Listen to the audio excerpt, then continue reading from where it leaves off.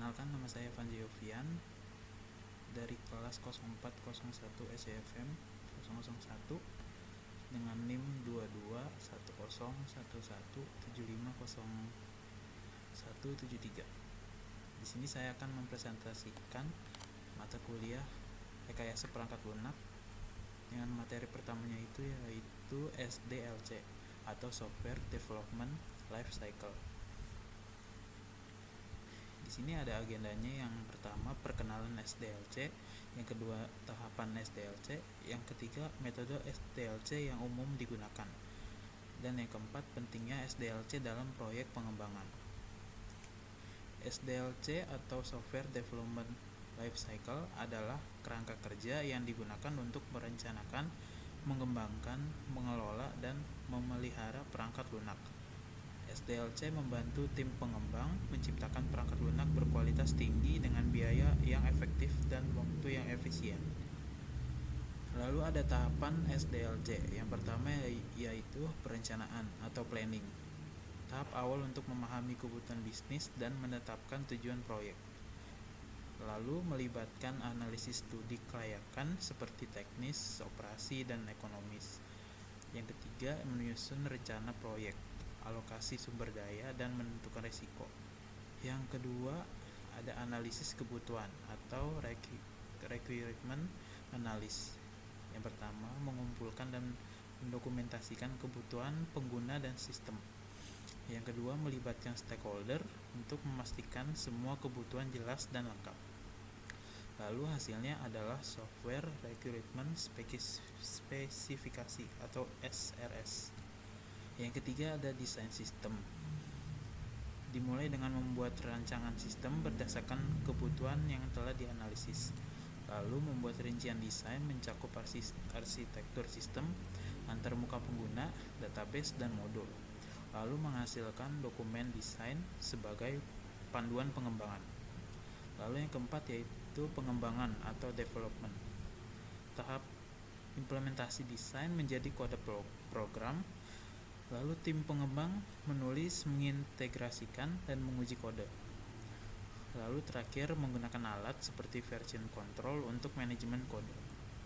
Yang kelima ada pengujian atau testing. Fungsinya memastikan perangkat lunak berfungsi sesuai kebutuhan. Lalu pengujian mencakup unit testing, integrasi testing, sistem testing, dan acceptance testing. Lalu memperbaiki bug dan masalah yang ditemukan. Lalu keenam, penerapan atau deployment. Memindahkan perangkat lunak ke lingkungan produksi agar dapat digunakan oleh pengguna akhir. Bisa dilakukan secara bertahap, langsung, atau paralel dengan sistem lama. Yang ketujuh, ada pemeliharaan atau maintenance. Berfungsi memastikan perangkat lunak tetap berjalan lancar setelah diterapkan. Lalu melibatkan perbaikan bug, peningkatan performa, atau penambahan fitur baru sesuai kebutuhan pengguna. Lalu ada model SDLC yang populer. Yang pertama ada waterfall model, yang kedua agile model, yang ketiga V model, dan keempat spiral model. Lalu ada pentingnya SDLC dalam proyek pengembangan perangkat lunak adalah memberikan struktur, efisiensi, dan kontrol terhadap seluruh proses pengembangan. Berikut adalah alasan mengapa SDLC penting. Yang pertama, menjamin kualitas perangkat lunak, membantu memastikan perangkat lunak memenuhi kebutuhan pengguna dan memiliki standar kualitas yang tinggi, serta dengan tahapan pengujian struktur, bug, dan kesalahan dapat diminimalkan sebelum perangkat lunak dirilis. Yang kedua ada mengelola waktu dan biaya secara efisien. Perencanaan yang matang di awal proyek membantu tim menghindari proyek pengeluaran tambahan karena perubahan yang tidak terduga. Lalu memberikan jadwal yang jelas sehingga tim dapat bekerja lebih produktif dan sesuai dengan tenggat waktu. Yang ketiga, meminimalkan risiko proyek. Dengan adanya studi kelayakan dan analisis risiko di awal, proyek lebih siap menghadapi kendala. Dan model seperti spiral dan agile memungkinkan deteksi dini terhadap potensi kegagalan. Lalu yang keempat, memastikan kesesuaian dengan kebutuhan pengguna. Yang pertama, melalui analisis kebutuhan dan keterlibatan stakeholder, perangkat lunak yang dikembangkan sesuai dengan apa yang benar-benar diinginkan. Lalu, mendokumentasi kebutuhan memberikan panduan yang jelas bagi tim pengembang. Lalu, yang kelima, meningkatkan kolaborasi tim dengan pembagian tahapan yang jelas. Jadi setiap anggota tim mengetahui tugas dan tanggung jawab masing-masing. Lalu komunikasi antar tim, baik desain, pengembang, dan penguji menjadi lebih terorganisir. Yang keenam, menyediakan dokumentasi yang lengkap. SDLC menghasilkan dokumentasi di setiap tahapan seperti SRS, dokumen desain, dan laporan pengujian yang memudahkan pemeliharaan di masa mendatang. Lalu, mendokumentasi juga berguna untuk pelatihan dan pengembangan perangkat lunak lebih lanjut. Yang ketujuh, fleksibilitas untuk perubahan. Dalam model SDLC iteratif seperti Agile, perubahan atau penambahan fitur dapat dilakukan secara bertahap tanpa mengganggu keseluruhan proyek. Yang kedelapan, mempermudah pemeliharaan. Dengan pendekatan sistematis, perangkat lunak yang dikembangkan lebih mudah untuk dipelihara, diperbarui, atau ditingkatkan. Lalu struktur kode dan desain yang baik dari awal membantu teknisi di masa depan. Lalu metode SDLC yang umum digunakan dalam proyek pengembangan perangkat lunak, yaitu ada waterfall model.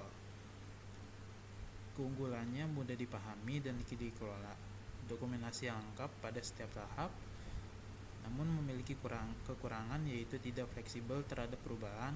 Kesalahan yang ditemukan di tahap akhir lebih sulit dan mahal untuk diperbaiki. Lalu ada Agile model. Keunggulannya responsif terhadap perubahan kebutuhan dan keterlibatan pengguna yang aktif meningkatkan kepuasan pengguna. Lalu kekurangannya yaitu membutuhkan tim yang disiplin dan berpengalaman dan kurang cocok untuk proyek dengan anggaran atau jadwal yang sangat ketat. Yang ketiga, V model, verification dan validation. Keunggulannya yaitu identifikasi kesalahan lebih awal, cocok untuk proyek dengan persyaratan yang ketat. Namun kekurangannya sama tidak fleksibel dengan waterfall, memerlukan dokumentasi pengujian yang intensif. Yang keempat, spiral model. Keunggulannya fokus pada pengelolaan risiko, lalu cocok untuk proyek kompleks dan beresiko tinggi. Namun kekurangannya biaya tinggi karena melibatkan banyak iterasi dan membutuhkan manajer proyek yang berpengalaman. Lalu iteratif model. Keunggulannya produk dapat dirilis lebih awal dengan fungsi dasar, memungkinkan pengembang berkelanjutan berdasarkan umpan balik. Lalu kekurangannya yaitu membutuhkan lebih banyak sumber daya dibandingkan waterfall dan membutuhkan dokumentasi untuk setiap iterasi. Lalu yang keenam, prototyping model. Keunggulannya mengurangi risiko ketidaksesuaian dengan kebutuhan pengguna dan umpan balik cepat dari pengguna. Lalu kekurangannya itu bisa membuat pengguna bingung jika prototipe dianggap sebagai produk akhir dan tidak cocok untuk proyek skala besar dengan waktu terbatas. Lalu ada Big Bang model. Keunggulannya sederhana dan fleksibel, tidak memerlukan banyak perencanaan awal.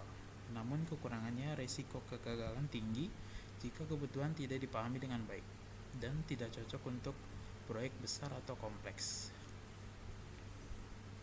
Dan pemilihan metode SDLC tergantung pada skala proyek, kompleksitas dan risiko, lalu kebutuhan fleksibilitas, dan yang terakhir anggaran dan sumber daya yang tersedia.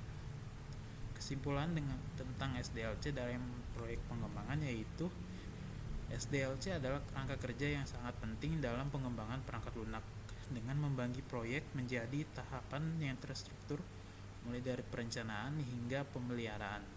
SDLC membantu tim pengembang menghasilkan perangkat lunak yang berkualitas tinggi sesuai dengan kebutuhan pengguna, serta selesai tepat waktu dan dalam batas anggaran. Yang kedua, keberhasilan implementasi SDLC memberikan manfaat berupa kualitas perangkat yang lebih lunak yang lebih baik, efisiensi waktu dan biaya, manajemen risiko yang efektif, dan kemudahan pemeliharaan. Dengan metode ini, tim pengembang dapat menghadapi kompleksitas proyek dengan lebih percaya diri, meningkatkan produktivitas, dan memenuhi ekspektasi pengguna. SDLC adalah landasan untuk memastikan keberhasilan proyek pengembangan perangkat lunak. Sekian dari saya, terima kasih.